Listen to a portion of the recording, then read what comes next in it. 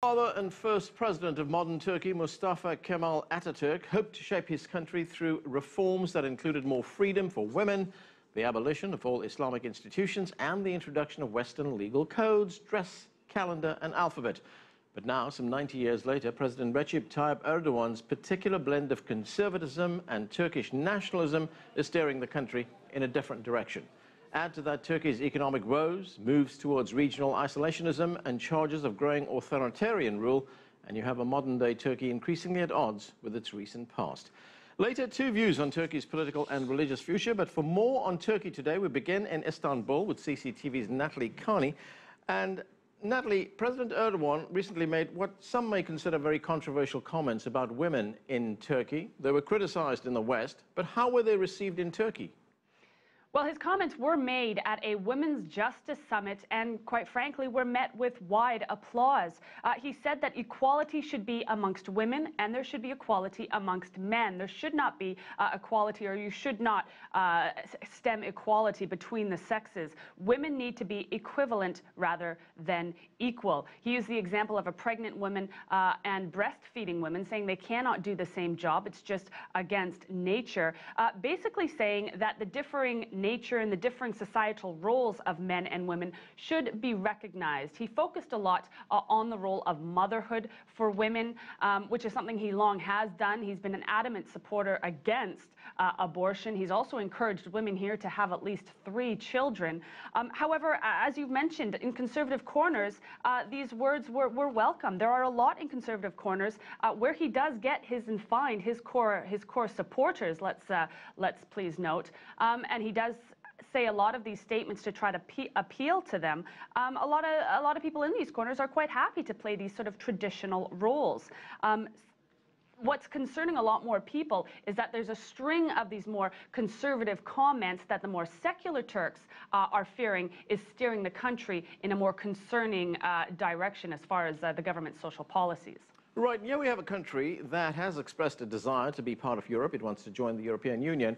And I'm just wondering, when we see the shift towards more Islamist leanings, does that jeopardize Turkey's desire to become part of Europe? I mean, do Turkish people want to be an Islamist state, or do they want to be more secular? Well, the role for Turkey in the EU has been debated for almost a decade now, and Turks are quite frankly getting really tired of it, and they're getting quite annoyed.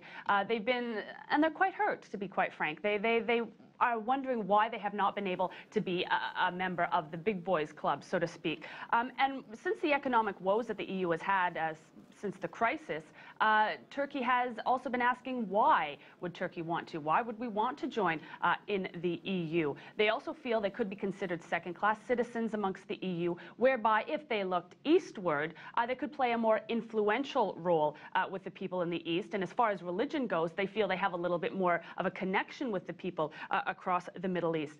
But as far as going down a more Islamic governing role, you'll find very, very few people here.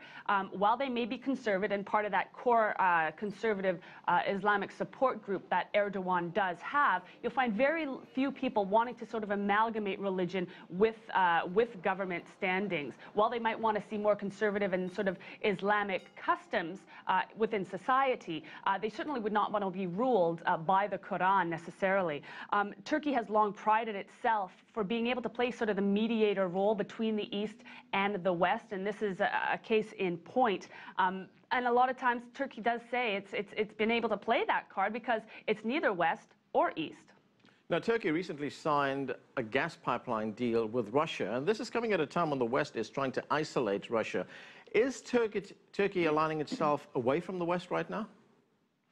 Well, the AKP government, which has been in power here for over a decade, and Erdogan himself, has really taken each relationship it's had with countries in the East and countries in the West very individually. It's played certain roles that Erdogan has played certain roles that might not necessarily please the population and might not necessarily please the West, but that he feels is what is best for Turkey. Take the situation in Kobani, for instance, and as well the relationship here with Vladimir Putin. Turkey depends quite substantially on Russian energy. Up to 65% of its energy imports comes from Russia, and quite frankly, there aren't very many other options in Russia at the moment. There's, of course, challenges with the sanctions in Iran.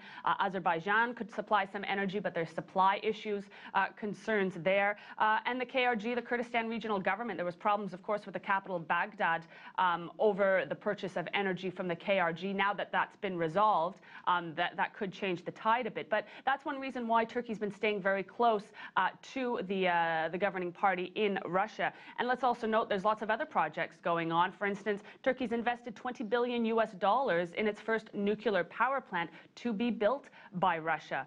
So there's a lot of economic needs there that Turkey wants to satisfy in their relationship with Russia, and it's not going to allow domestic differing issues or regional differing issues to get in the way of all of that.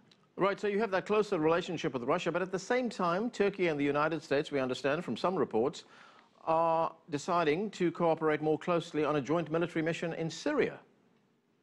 Well, there has been quite conflicting reports on that regard. Yeah, a report came out a few days ago basically saying that Turkey was considering opening up its air base Incirlik to the U.S. and to coalition members to use as launching pads towards their ISIL attacks, in Syria and Iraq, in return for an opening of a buffer zone in northern Syria. This is something Turkey has long been adamant about, saying it will not increase its role in the coalition unless this request is met. However, that is certainly not the case at the moment. What this report said is that there'd be sort of a downgrading of this so-called buffer zone to something called an air exclusion zone, where the U.S. would sort of quietly alert the Assad government that they're putting this in place and to stay away or risk retaliation. However, a Pentagon spokesperson then came out following this report saying that it's just simply too early to discuss this, and that a safe zone, a no-fly zone, a security zone, whatever you'd like to call it,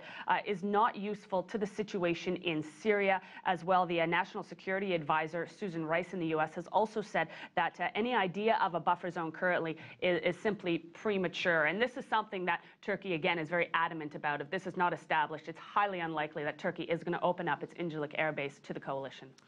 Thanks, Natalie. That's CCTV correspondent Natalie Carney reporting from Istanbul.